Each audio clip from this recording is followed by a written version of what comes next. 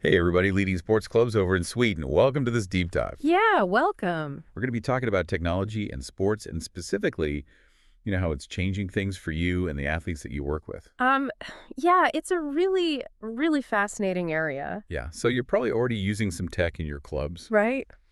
but are you really thinking about it and Well, using it in a way that could be more beneficial? I think that's the key question, yeah. Yeah, so we're going to unpack some research. Okay, We have two really cool research this articles. sounds good. One is about GPS and inertial sensors, Oh, cool. and the other one is about performance analysis at the elite level. Wow, okay. So even the Olympics. So we're covering the whole spectrum here. Yeah, so we're going from little local clubs in Sweden Yeah. all the way up to the Olympics. Cool. And the idea is that this is kind of like your cheat sheet Okay. to help you navigate technology and understand how to use it better. Yeah. And you know what's interesting is that a lot of this technology, like GPS and these things called MEMS devices, Yeah. they're becoming really common. Yeah, you see them everywhere. But a lot of coaches and athletes, they kind of treat them like a black box. Oh, that's interesting. Yeah, like they don't really understand how they work. Right. And this was something that Malone and some other researchers pointed out in a study back in 2017. Okay, so break down that black box idea for me. Sure. Let's say we have a youth football coach Yeah. here in Sweden, Yeah. and they're all excited. They get the GPS data for their players. Right. They're looking at all these numbers. Yeah. But do they really get how, the satellite connection or how the data is being filtered? Right. How that's actually affecting the numbers they're looking at? Exactly. And that's where the danger is. Yeah. Because if you don't understand how that data is being generated, Right. you can misinterpret it and you can make bad decisions. Yeah, like you were saying, you might push an athlete too hard. Exactly. Or you might underestimate another athlete Oh, right. just because of the way the software is configured. And this isn't just a hypothetical thing, right? This is actually happening. Oh, yeah, this is a real problem. Wow. And the Malone study showed that this lack of understanding is pretty widespread. Really? Yeah, even at higher levels of sport. Wow. Okay, so it's not just the youth coaches who are kind of new to this. No, it's more common than you think. That's a little worrying. It is. It is. So this really emphasizes why coaches at every level need to become more tech savvy. Absolutely. Yeah. Yeah, we need to understand this stuff better. But it's not about ditching your gut feeling as a coach. No, of course not. Intuition is still important. Right. It's about using technology to inform your decisions. So it's like another tool in your toolbox. Exactly like a doctor using an X-ray. Oh, okay. The X-ray gives you information, Right. but it's the doctor's expertise that helps them interpret it. So you're not just blindly following the data. No, you're using your knowledge and experience to make sense of it. Okay, so if we have all these coaches in Sweden using GPS, Yeah. what are some of the big things that they should be thinking about? Well, the Malone paper actually lays out some key considerations. Okay, So first of all, satellite connection, right. and HDOP, which stands for horizontal dilution of precision. Okay. It's basically about making sure you have a good signal, All right. because a weak signal means bad data. So it's kind of like making sure you have good reception on your radio. Exactly. Okay, cool. Then you also need to have clear criteria for excluding data. Oh, if there's a glitch or something. Right, or if the athlete takes the GPS unit off for a while. Oh, right. Okay. You don't want that data messing up your Right. analysis. Okay, that makes sense. And then probably the most important thing is understanding the difference between raw data and the data that the software gives you. Okay, so what the software is spitting out might not be the whole picture. Exactly. You need to be able to look at the raw data and understand what's going on. Okay, so that's a lot to think about already. It is, but it's important. Okay, so now let's talk about speed thresholds. Sure. Because that feels like something that a lot of coaches get confused about. Yeah, it can be tricky. So, should you use absolute speed zones? Meaning the same zones for everyone? Yeah, or should you individualize it? That's a great question. And I feel like it's especially relevant for youth coaches Definitely. because you're trying to track development over time. Right. So you might think, oh, well, if I just use the same speed zones for everyone, it'll be easier to compare. Right. But it doesn't account for individual differences. Right, like some athletes are naturally faster than others. Exactly. And some have better endurance. So if you have two young footballers, Yeah. one who's really speedy Right. and one who's a little slower but has amazing stamina, Yeah. using the same speed zones for them wouldn't really make sense. Exactly. It wouldn't give you an accurate picture of their effort. So individualizing it Is usually the better approach. gives you more insight. Yeah, a much richer understanding of each athlete. So this is where collaboration becomes really key. Absolutely. Like the coach working with an analyst or someone who's comfortable with tech. Yeah, because not every coach is going to be a data expert, Right. and that's okay. Okay, so now let's shift gears a little bit Okay. and talk about inertial sensors, Oh, cool. which I think are especially relevant for indoor sports. Definitely. Which we have a lot of in Sweden. Especially in the winter. Yeah, those long, dark winters. You got to stay inside. Yeah. So inertial sensors, They're pretty amazing. yeah, they open up a whole new world. Imagine a Swedish handball team Okay. using these sensors to analyze their movements Oh, wow. and identify fatigue patterns. So they can see like when players are starting to get tired. Exactly. And that can help prevent injuries, Absolutely, especially overuse injuries. which are so common in handball. Yeah, it's a really demanding sport. And this is huge for youth sports as well, Definitely. because we want to keep these young athletes healthy. Yeah, we don't want them getting injured. And it feels like we're moving from a place where we're reacting to injuries. To a place where we can actually prevent them. That's huge. It is a big shift in thinking. So this brings us to our second research article, Okay, the one by Nichols and his team from 2019. cool. And this one is about performance analysis at the Olympic level. Wow. So we're going from local clubs in Sweden to the Olympics. Yeah, it's a pretty big jump. It is, but the core principles are the same. Okay, so what are those core principles? Observation, Okay, data collection, okay. and feedback. And those apply whether you're at the Olympics. Or coaching a youth team in Sweden. Okay, so even though we're talking about the Olympics, Yeah, there's still stuff that local clubs can learn from this. absolutely. Okay, so what's interesting about this Nichols study? Well, one of the things they found Yeah. is that even with all the technology available at the Olympics, Right. coaches' experience and philosophy Yeah. still played a huge role in what they chose to analyze. Mhm. So it's not just about like blindly following the numbers. No, it's about using technology to support your coaching decisions. So even at the Olympics, the human element is still crucial. Absolutely. Technology is a tool. It's not a replacement for good coaching. Exactly. And that brings us back to the coach-analyst relationship. Right, which Nichols and his team highlighted as being really important. They said open communication and collaboration are key, Yeah, you need to be able to talk to each other. and understand each other's perspectives Right, because the coach might be seeing things on the field. that the analyst doesn't pick up in the data. Exactly, and vice versa. So it's about combining those two perspectives. To get the best possible insights. Imagine a football coach here in Sweden. Yeah, They're trying to figure out how to use GPS data, right. and they're struggling. It happens all the time. So they need to be able to reach out to an expert, Yeah, someone who can help them make sense of it all. maybe someone from a bigger club. Or university. So it's like building this network of knowledge sharing within Swedish sports. Yeah, we need to break down those barriers between clubs and levels of expertise. And this feels even more important now Why is that? because of AI. Oh, right.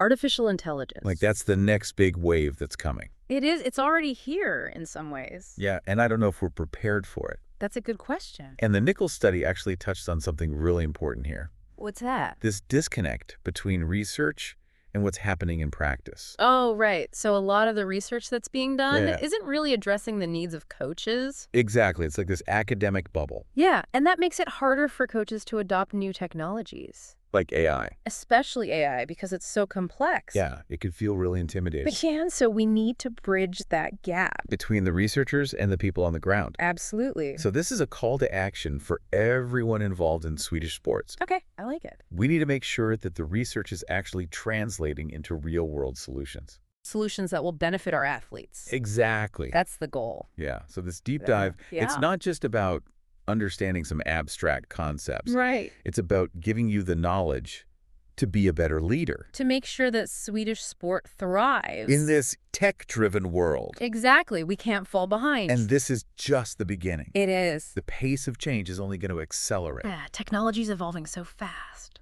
So what we're talking about today Yeah. might be commonplace in a few years. Probably will. So what can our listeners actually do? To prepare for this. Yeah, like what are some concrete steps? Well, first of all, don't be intimidated by technology. Okay. There are tons of resources available. Like war. Online organizations like the Swedish Sports Confederation. Right. They have lots of information. Okay. And connect with other clubs. Oh, that's a good idea. Show what's working for you. Learn from each other. Exactly. It's Yeah. all about collaboration. Yeah, and don't be afraid to experiment. Try new things. See what works. Exactly. And remember, Yeah. start with a clear purpose. What are you hoping to achieve with technology?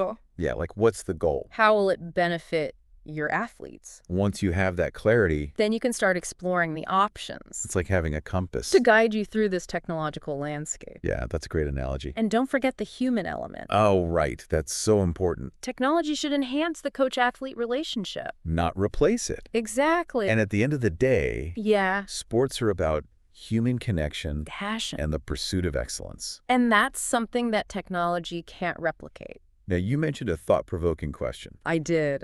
so lay it on us. Okay, so think about the specific sport you're involved with. Okay. Now, fast forward 5 years. Okay, 5 years in the future. How do you see AI being used in your sport then? Oh, wow. What are the benefits you can imagine? Yeah? And what ethical challenges might pop up? Oh, that's a good one. It's something to really think about, Because it encourages us to look beyond the here and now, to anticipate the future. how we can prepare for it. Exactly. And I think that's a great place to leave it for now. Yeah. We'll come back And we'll dive even deeper into this in the column. next part of this deep dive. So stay tuned. We'll be right back. Yeah, it's exciting, but also kind of scary. Totally. Like, imagine the possibilities. Yeah. Like personalized training plans for every athlete, Oh, wow. getting feedback like during the game. Real-time feedback. Yeah. Or even like predicting injuries based on how athletes are moving. Yeah, that's amazing. It's like we're on the edge of this whole new era. We are. But we have to think about the ethics too. Oh, absolutely. Like, how do we make sure AI is used responsibly? Especially with young athletes. Yeah, we don't want to give some teams or some athletes an unfair advantage. Right. And what about data privacy? Oh, that's a big one. Like, these are big questions. Yeah. And maybe this is where leaders in sports clubs, Yeah, you guys have a really big role to play. I think so. It's not just about coaching athletes anymore. Right. You're shaping the future of sports. In your communities.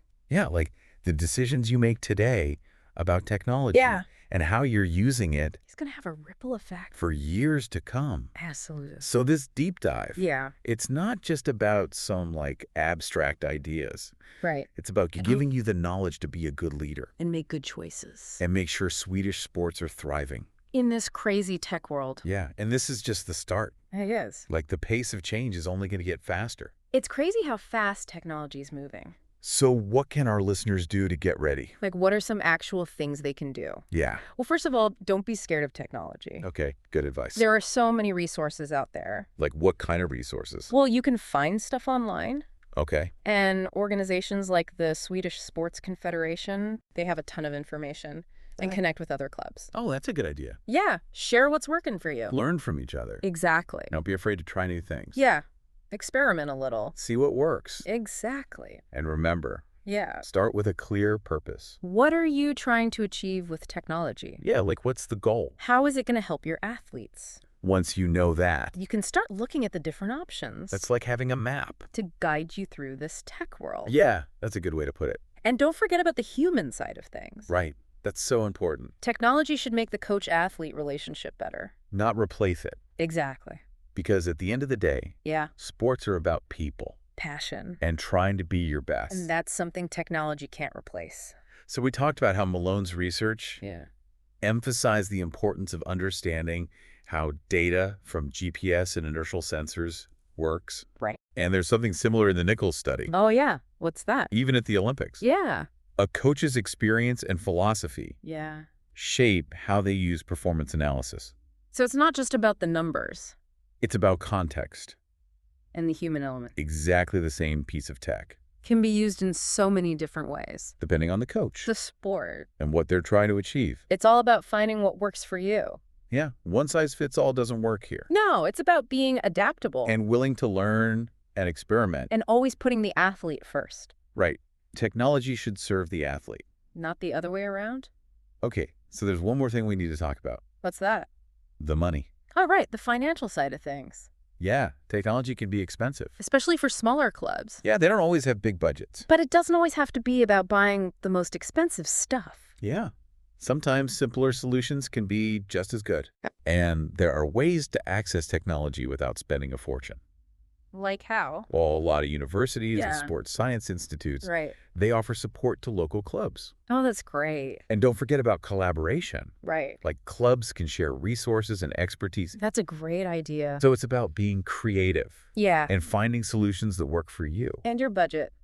Exactly. And remember, Yeah. Investing in technology is an investment in your athletes. and the future of your club. Absolutely. Okay, so before we move on to the last part of this deep dive, Yeah. you said you had a thought-provoking question. I did. So what is it? Okay, so think about your sport. Now, fast forward 5 years. 5 years in the future. How do you think AI will be used in your sport then?